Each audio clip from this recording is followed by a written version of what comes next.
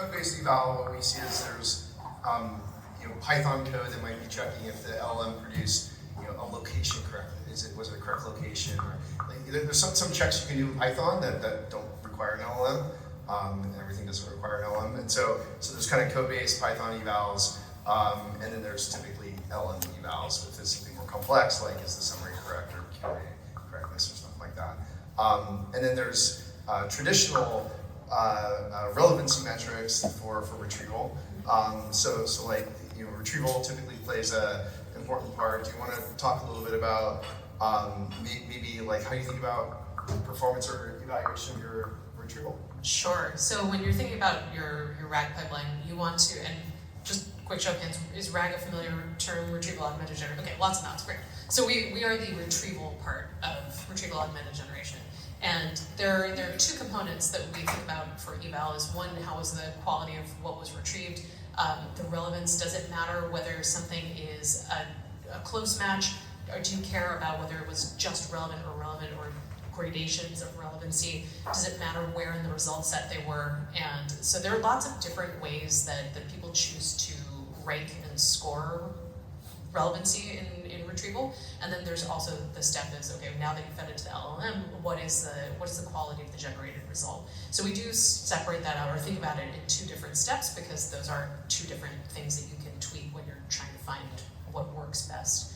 And we like at Pinecone to talk about human-centric evaluations of truthiness. Like a lot of metrics that you can choose give you a very mathematical overview, or they can give you almost a false sense sometimes of how accurate something is, and not grounded in, well, did the human at the other end of this answer experience it as truthy?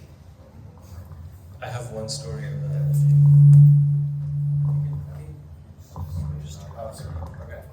I have one customer who would.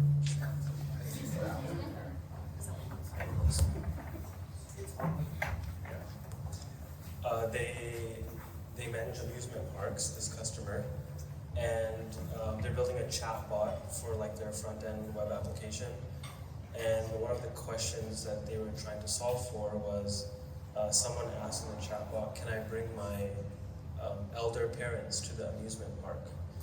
And the cosine similarity for like the RAG system did not identify it like correct. It could not infer basically that it was like handicap friendly, but then it couldn't infer that it was like elder parent friendly as well, right? So like you can use like cosine similarity basically doesn't work in that. Like we have to think about other tools of like bridging this gap to like how LLMs are basically useful.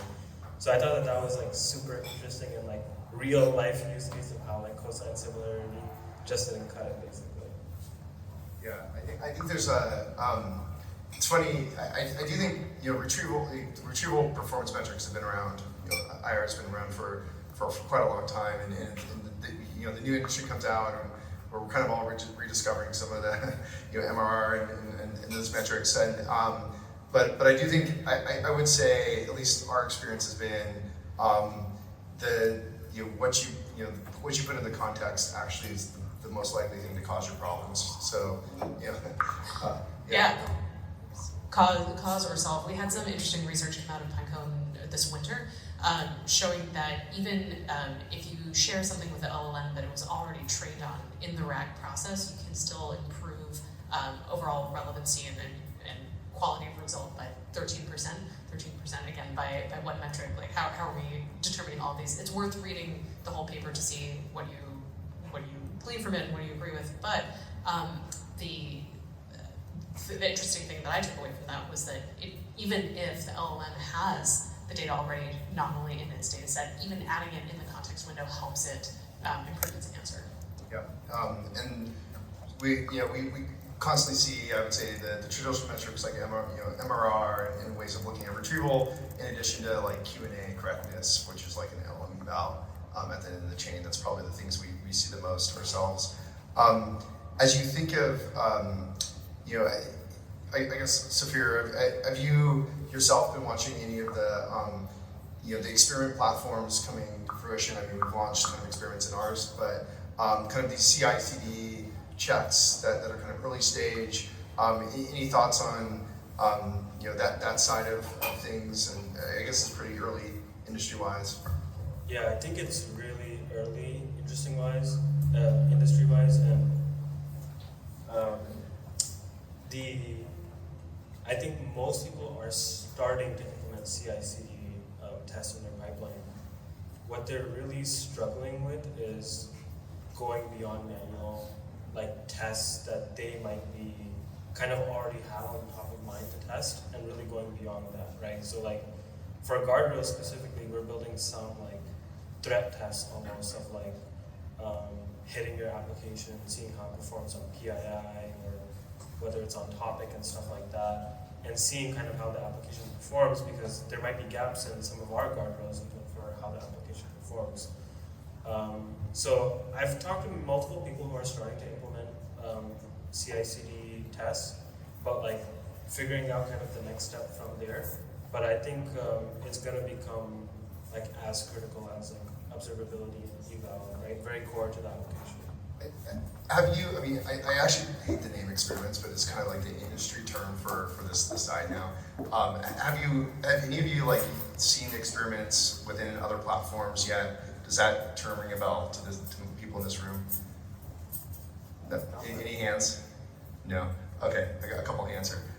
Yeah, there's a set of platforms, including ours, that you're seeing it more. I still think the observability side, the tracing, is probably something you've seen probably more often. But basically experiments are something where you make a prompt change. Did I break 10 other use cases? For pretty common issue. And so I make this change, and I just want it to automatically run and push the results. And then I want to trace it. So if I'm doing retrieval, I'd actually want to trace that CI/CD run to see if I can see the retrieved chunks and understand like why did it break.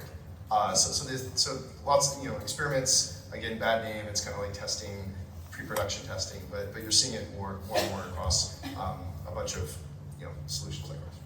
Could you maybe share a couple examples of experiments that you've seen from customers? Yeah, I think the common ones are like the prompt change ones is probably the most common one. So you save off 10 examples of hallucinations. We have this in our demo, but I see that all the time. You save off a bunch of examples from production, and then you're running, as you make a change, you're just making sure when you're running it again against that and make sure the results are correct. Or the results aren't too far off from where you were previously.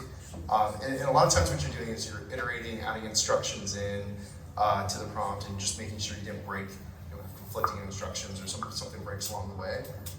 It's pretty common. And I'm seeing more, like tons and tons of what I would say the further along teams now starting to implement this. The other one is model changes. So changing 4.0 when 4.0 came out, and being able to have a test suite to go through, and then really getting to the test cases that broke with it. So those are probably model and prompt changes that are absolutely the biggest. Yeah. And as you go to production, any thoughts on how these kind of evaluations and how you look at the system changes as you go to production? Maybe start with retrieval. Do you think of anything different in pre-production versus production? In terms of experimentation, maybe results or. Well, we have been thinking about how we can enable experimentation better for our customers. We actually just released a bulk import API that is in part designed to help people migrate data sets initially for if they, for example, want to re-embed all of the data that they already had in Pinecone, experiment with something different, just to make that a little bit cheaper, more straightforward to ingest, experiment with, and then decide whether or not you want to actually migrate your whole workload. That is something that is now a use case that we are designing for, because we know that this is something that comes up with our customers. I don't have a great story yet of somebody switching it up, but it is something that we have to think about. Yeah. Are your metrics that you think about in production, pre-production, very, very similar? Like you kind of take the evaluations you're doing maybe offline and you try to use them online? Yes. I mean, there's no like pre-production version of Pinecone that you then switch to your prod environment. We give you the prod version from day one. Yeah. Anything on guardrails? Well, before that, I was just going to ask I've heard of some people doing caching with vector databases too. Have you seen that at all in Micro? Like, are you talking about semantic caching? No, like in production, like if they see like a common set of prompts, basically, they're actually caching the results in like a vector database or like Redis or something like that, just for speed and efficiency as well. Yeah, that is something that we've seen, but it's interesting how often that comes up. Like, you have to have a very specific use case with very repetitive questions for that to actually end up hitting your cache very much. Yeah. So it feels like something that ought to be very common, but I haven't seen it a ton. And as you think about production, I'd be interested on the guardrail side, do you think about the hackers and jailbreaks more than like say is it doing what I want, or do you think of is this one pull you more than the other? Yeah, it's interesting. Can everybody hear me? Yeah. Okay. We started off, guardrails kind of started off doing structured output actually initially. And so we had a lot of like indie developers and stuff like that using us.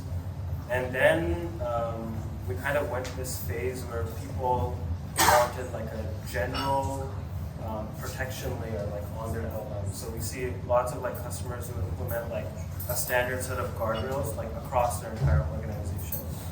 So that's like the first bat. And then now what we're seeing is like there's more and more like teams specifically in a particular organization, and for their specific application they care about specific stuff. So like whether it's on topic or competitor check is like a really common one, or like hallucination guardrails and stuff like that. We find like lots and lots of focus going back to kind of like the behavioral components of the application. And my co-founder and the CEO, Shreya, comes from like a self-driving background. And like when she was originally creating the open source package, like that's a lot of what she had in mind of like the last mile problem is kind of like the hardest problem, right, for self-driving. And I think it's a pretty similar issue for LLMs. Like it can do a pretty good job, but if you want to like reliably get the outcome that you want, then it's a little bit more effort to kind of get there. Yeah, I was sitting with a customer the other week, and we were walking through a jail. Like I've kind of seen some jailbreaks in the wild, and it was kind of fun. And what was interesting is just I don't think I would have thought someone would be trying this without seeing the data. So there's a little bit of like I kind of feel like there's guardrails you put out or stuff protections you put out, but you're gonna it's really pretty. It feels like it's gonna be pretty iterative. There's some impressive hacks that people are trying.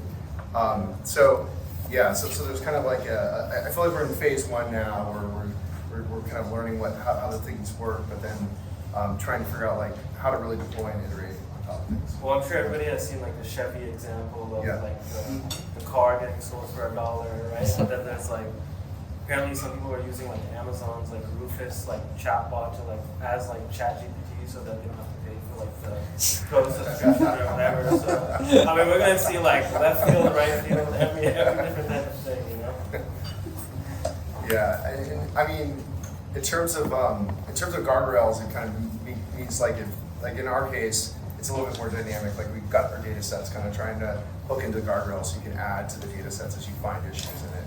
Kind of protections from the guardrails library, find things that look like that. I think there's, I do think as you think of, so one of the questions was, do things change as you go to production? And I do think there's, from an evaluation perspective, you kind of want to run the evals on your data as a streaming system a little bit, versus like your offline testing typically in code. So it feels a little different, like manual versus a little bit more automation. So that's kind of, at least in the observability side, how it feels a little different. Retrieval, sometimes you don't have golden data sets. Like I feel like in pre-production, a lot of our teams have golden data sets, and then in production, you're kind of what can you do open loop versus closed loop performance-wise ends up being more of the challenge. Yeah. Especially if you don't have any ground truth data to do evaluation against, like figuring Yeah. out how you create a synthetic data set, do you like try to manually create it, that's something that's definitely an ongoing thing for people to solve. Thought I'd do one more subject before kind of taking a broad set of questions. But agents, how much are agents or assistants taking over some mind share in New York? Anyone building an assistant or agent or trying to or want to? Yeah, so I would say in San Francisco, it's kind of taken over the ecosystem a bit, and I feel like lots of talk, there's lots of frameworks. Some are, I think some are impressive, but they're all pretty raw and new too. So I'm excited to see what people are building. I think there's immense excitement about the potential of assistants or agents. A lot of work to making them work and work well. So I think this area is challenging. We've got some evals. We've got an assistant in our own product. We've built evals for that. And a lot of it's about function calling and evaluating function calling and understanding if you're calling the right thing and doing the right thing and are you converging on something. So there's a whole world to be figured out in these more complex systems around getting them to work and work well. Any thoughts on, do you have any hot takes on the agent ecosystem? Does Pinecone play, like as you're thinking about, obviously agents that work on data, maybe play into that? But love thoughts on at least one of the more interesting areas that I've seen burgeoning. No, I happen to think what to say about the agents ecosystem overall. I mean, we know that lots of people are building them, and a lot of people want more guidance from us.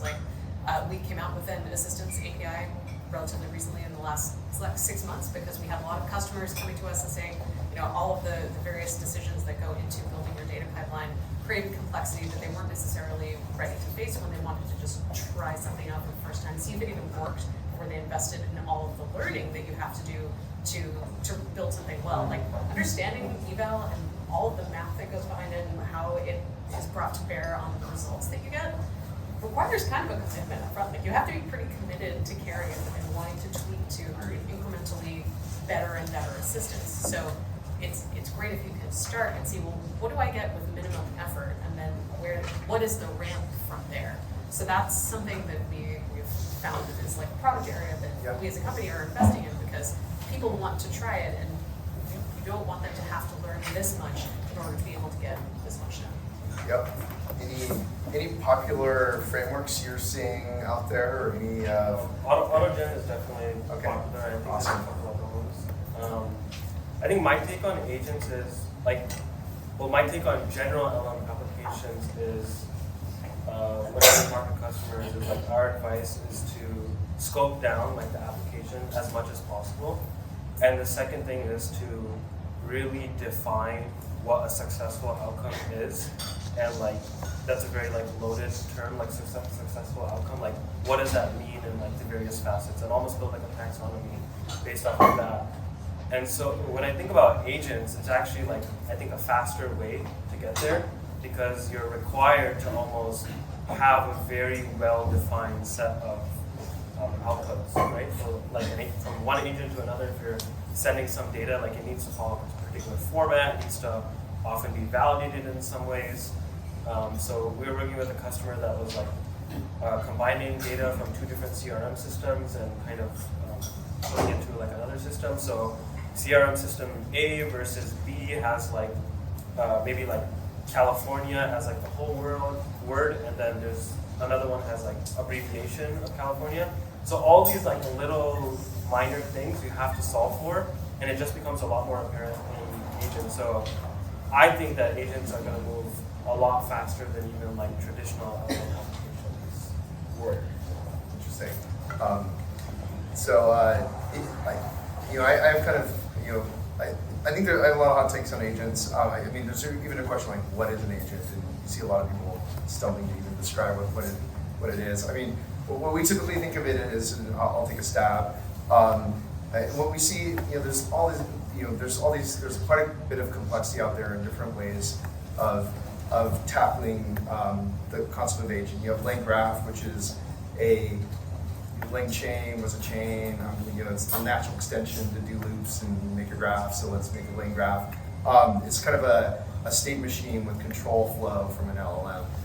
What I typically see out there, though, and from an assistant perspective, is like a two-tier architecture, which is one LLM doing routing to a task or a skill, and a second LLM taking an action.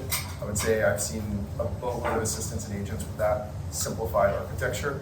And so, in my simplest form, what is an agent, and what do I mean by it when I say it? It's some LLM making a control or intent decision. There's probably some more LLMs taking action and making some decisions on that. Maybe a human in the loop in that kind of iterative flow of data.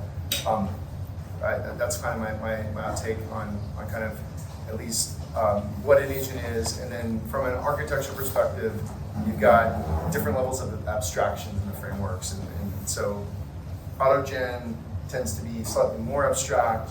I would say Llama Index workflows is probably some of the less abstract. Just how much does it try to do for you, and what do you see is kind of what I see the differences in these. But no one's nailed the right frameworks yet, and there's some really cool stuff out there. We'll see what gets picked up. Any questions? Do you want to open it up? Anyone have questions? Hi, I'm Naveen Kumar, founder of NextAI. Earlier, Gartner was saying that more than 50% of the programs of GenAI are not becoming successful. And today, at Startup Pride, I heard this number is around 80%. So, what is a common observation to take care of for making your project successful? God, that's a great question. Sure. Yeah.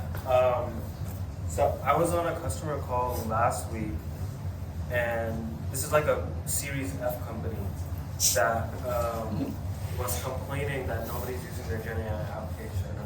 So I was like, okay, let's talk about it, right? And they are building a feedback review system for sales agents. So like sales agent, like let's say inputs like an email draft of what they want to send to their customer, and then the LLM basically like grades it and grade it. So we're talking about it, and she says that nobody's using it after like a couple times. And I was like asking her about the interaction, and one of the first things that she said was like, she said, "Is there any two-way?" I asked her if there's any two-way interaction with the system. Like, can the salesperson say like, "Hey, this grade wasn't right," or "You should adjust the tone. Can you adjust the tone of my message?" And it was a one-way system. So I think like interfaces actually for LLMs is probably just in like high as an issue as like the accuracy and other issues with the LLM itself.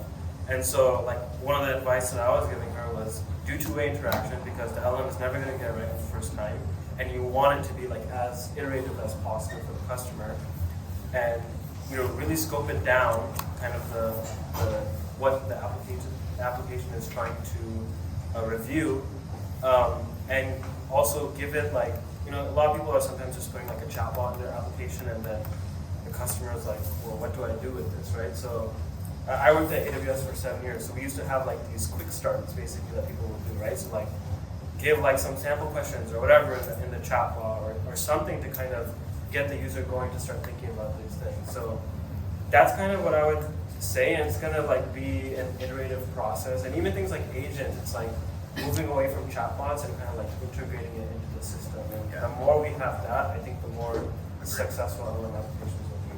Agreed. Yeah.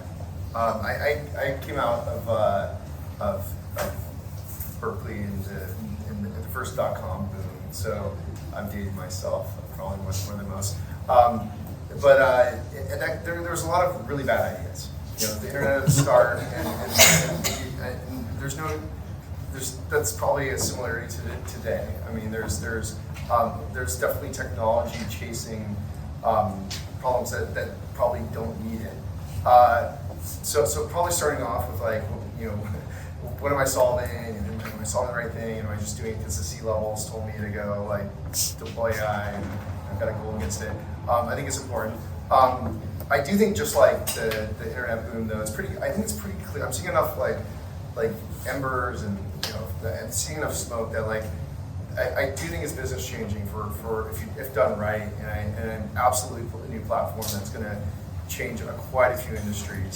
But there's going to be a lot of destructive flameouts and pets.com of this era, for sure.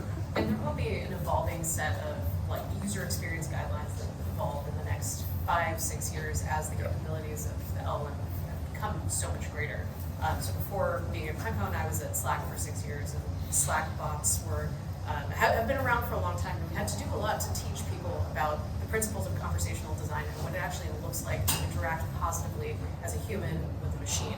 And did we make much of a dent? Yes. And as a platform, we also learned that there were certain times when you actually wanted just UI elements in line, and how you mixed having the chat interaction with having things that people could click, what that looked like on mobile, all of these types of user interface design questions have a lot of bearing on the overall success of the product and customers. And I think we're going to see product wisdom evolve a lot that will be easier to bring to bear on these questions once people build the muscle.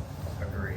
That's the big one. Is just what should AI feel like in a product? It's not figured out very well. Should it disclose its presence, for example? Like all kinds of things. One of the, I was just gonna say, one of the other interesting, I saw a graph the other day of like when the first iPhone came out, and, the successful applications after, like Spotify and whatever. And it wasn't until like 2 or 3 years later when they were like eventually launched, right? So yes, there's like a lot of hype and stuff like that, but lots to see. Let's take some other questions. Yeah, I was curious to hear you elaborate on the distinction between an eval and a guardrail. Yeah. How do you mentally? Yeah, that's a good question. I think I think of one as a little bit more analysis and discovery, and a little one's like proactive versus reactive. For our own kind of assistant, which we build in product, we'll drop evals all the time on it. So like there was someone trying to like do a prompt hack, and we dropped an eval trying to just see if we can detect more of them. We dropped an eval just to see if someone was frustrated, and then like once you get an idea of there's something you really want to like stop, you then kind of take that eval and you want to make it work in a guardrail. So guardrail tends to be like this cover-all thing where we build we drop evals every week for something we're trying to discover or find that then runs on the data. That's my takeaways. Yeah, I think if you think about like the traditional like software world, right? You had like so many layers of testing. You have like unit tests, then you have like canary tests, which like you have alerts on, like if the canary goes down, like someone needs to come and look at the system, right? Like that's kind of how I also think about like eval and guardrails to a certain extent. And even within guardrails, lots of people use like passive versus active guardrails. So like in guardrails OSS framework, you can configure whether you want to like block a request based off of whether the validator flagged actually something, or to not do anything, or to go ask the LLM again. And we should probably share that Arise and guardrails did an integration, so you can actually see all of the guardrails and metrics from there in the Arise's platform and the Phoenix platform. So that's awesome. Yeah, so good question. I mean, one last note on that too is like, one other place the evals play is like that CICD area I was talking about with experiments. So people typically, you do your generation, your test, and GitHub Actions, and you're typically running that eval on the results there. So evals play even pre-production a little bit more too. I was just wondering, like, we were talking about this sort of evaluation system for LLMs in general, but I just wanted to kind of see if there was any clear differences when you're looking specifically at agents that need to be considered on top of regular. I think it's a good question. Like what changes as we think of as we think of agents. I think we're talking and thinking a lot about it. So we use our own tooling to debug and improve our own assistant. So we found like some of the waterfall views that we currently have that kind of give you the trace views are still very useful. I don't want to I haven't wanted like a state machine view, which is some of the like LangGraph ID stuff has right now for myself. But I think there's a question of, do you, like, if you really have this, like, is there an agent view in our product we should have? Like, maybe I name my agent and I can dip in based upon a tag. Like, there's things like that where, you know, we think maybe there's some product, you know, differences. And then from an evaluation perspective, you know, agents are about control flow from LLMs. So you're typically, how do your tool, you know, tool definitions and replaying with your tool definitions, why it went one direction.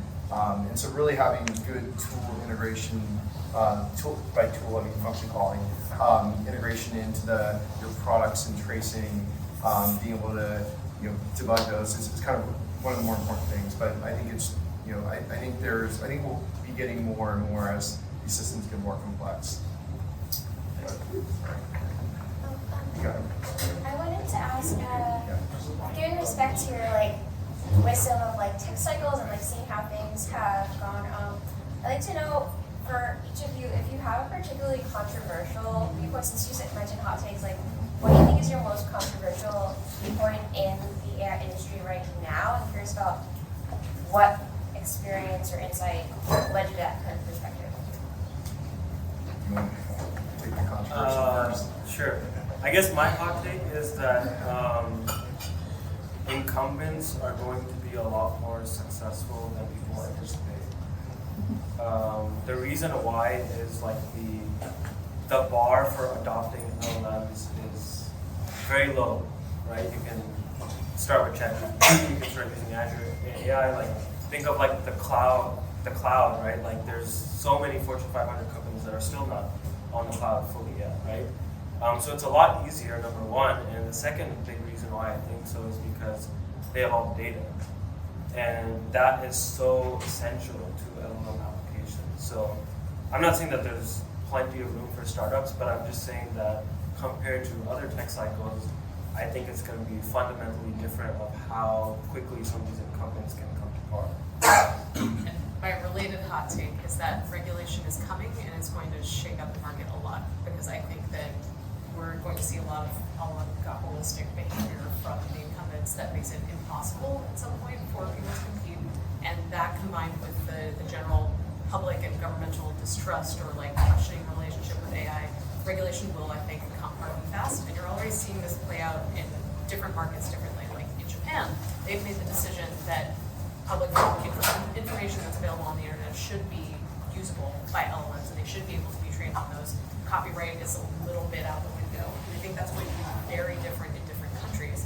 And so if you are building an international software company, you're going to have to deal with regulations at multiple different levels, and it's going to get complex, or it might get simpler if there are a lot of hard and fast rules that are consistent across the globe. But it's going to be a big shakeup when it happens. So both are really good ones. Mine's probably one hot take is kind of I do think frameworks are kind of possibly getting in the way, of getting really good working applications sometimes. So it would have been, might have helped you get to your Twitter demo fast, but it's not helping you.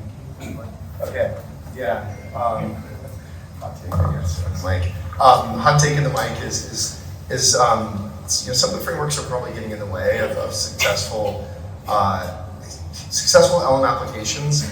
Hopefully not hurting the industry too much in the long run, but I do think there's cases where people got to a very fast Twitter demo, and then the last, getting that Twitter demo to a product has been like, it's been all the work, and so that's probably a lot.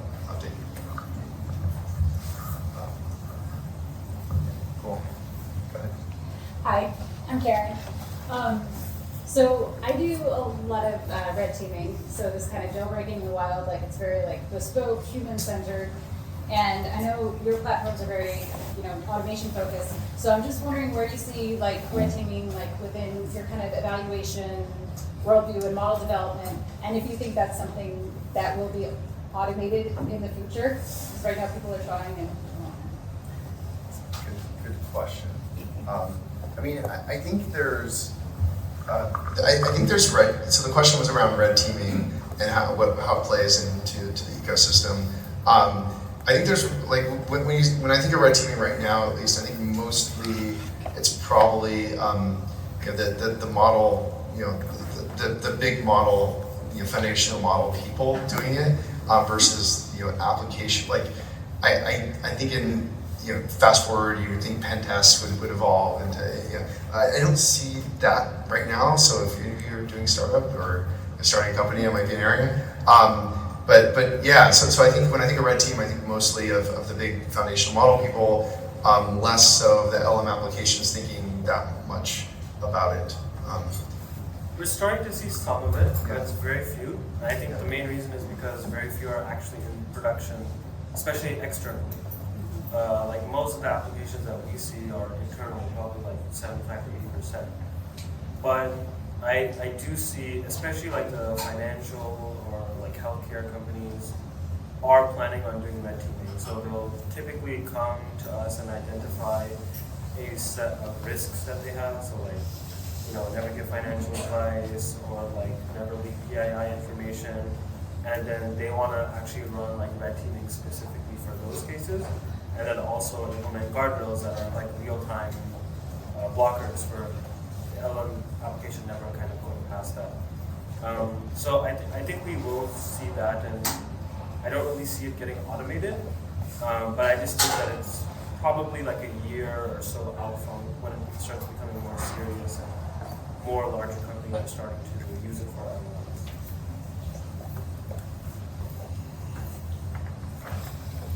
Yeah.